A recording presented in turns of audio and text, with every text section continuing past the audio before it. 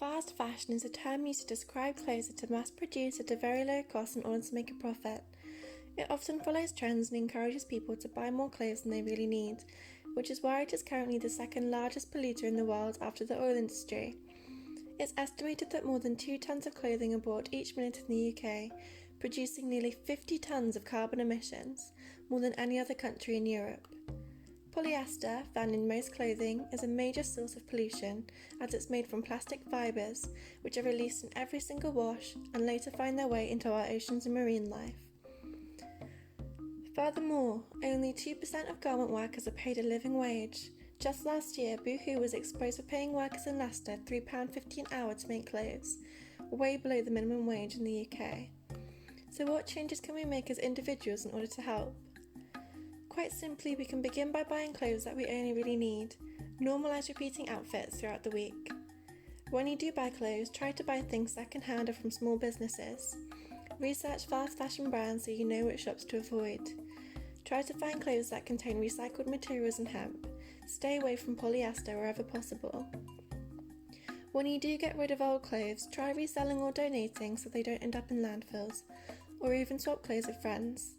Remember that small individual actions can make a big difference. Even just trying to shop in a more environmentally conscious way is a great start. Beauty and sanitary products create a huge amount of preventable waste every day. Due to the large variety of sustainable alternatives now at our disposal, it's time to transform our throwaway attitudes and create a cleaner planet within our day-to-day routines. Every year, it is estimated that 1.5 to 2 million menstrual products are flushed down toilets alone, alongside the sanitary pads and tampons that are thrown in the bin. Did you know that pads are made up of approximately 90% plastic, further polluting our environment?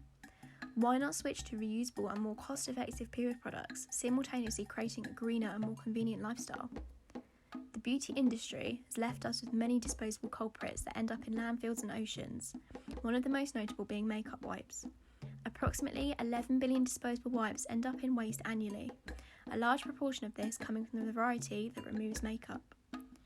Reusable cleansing cloths or cotton pads are revolutionising our skincare routines, so join the movement and make the switch. Whilst you're at it, why not think about the plastic that consumes your daily showering routine?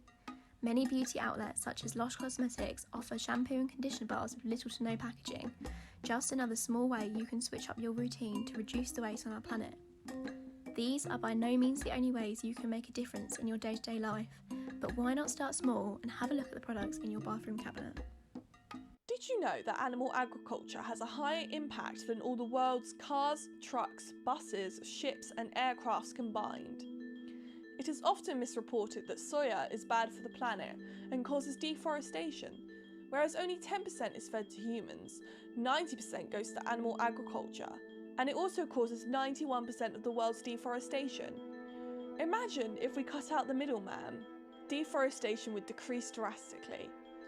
For example, a Bangladeshi family on a plant-based diet only need an acre of land or less in terms of food production, whereas the average American, eating 270 pounds of meat annually, needs 20 acres of land. Another myth is that veganism is expensive. The alternatives to dairy and meat can be, but pulses and beans are one of the cheapest ingredients on the shopping list, most of what the vegan diet contains. Pea protein, a popular protein in vegan meat products, production emission is only 1/6 of the US beef industry. So even though they are expensive, they are great for the environment. One example is the Greggs vegan sausage roll that is only £1 and a tasty alternative.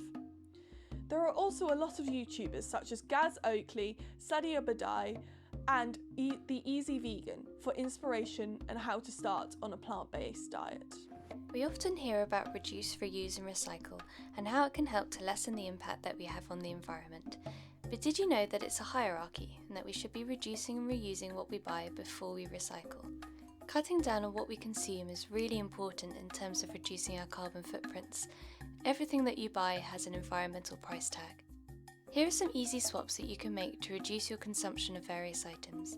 Firstly, use a water bottle or reusable coffee cup to replace your consumption of plastic bottles and unrecyclable coffee cups.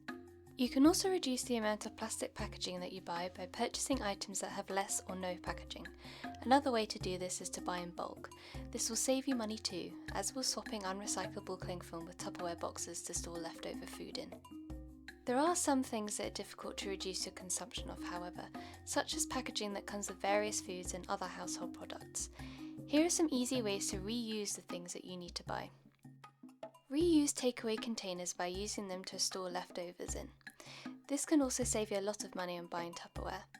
Glass jars can also be used to store food, as well as being repurposed as flower vases, candle holders, or a makeshift piggy bank. Finally, a good way to reuse plastic trays, like the ones that mushrooms and berries come in, is to use them to grow herbs in, like basil, thyme, or cress, that you can then use in your cooking. So, next time you're out shopping, think, reduce and reuse. With so much different guidance available on how to recycle properly, it can be quite confusing and also overwhelming. Sometimes it can feel as though you're trying to translate and sort through all of the different advice as though it were in a different language. Different regions have different capabilities at the recycling plants, and recycling the wrong items, or even worse, dirty items, can result in your entire load being thrown out in a landfill. Worse, these plastic items can end up along our beaches or in the oceans, where they kill hundreds of thousands of sea animals annually. To make sure you're following your specific council's guidance properly, it's as easy as going to the gov.uk website for recycling collection and plugging in your postcode.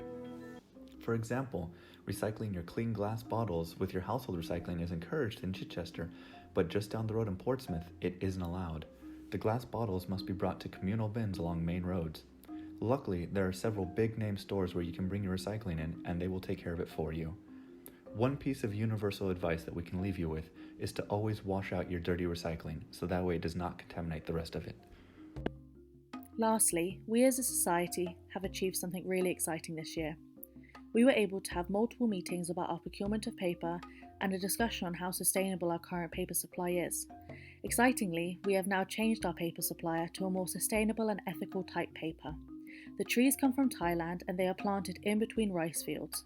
The farmers are paid for the space used for the trees, as well as being paid when the trees are cut down. If you are interested more in the paper and/or interested in trying to make a change and help the university be more sustainable, please let us know.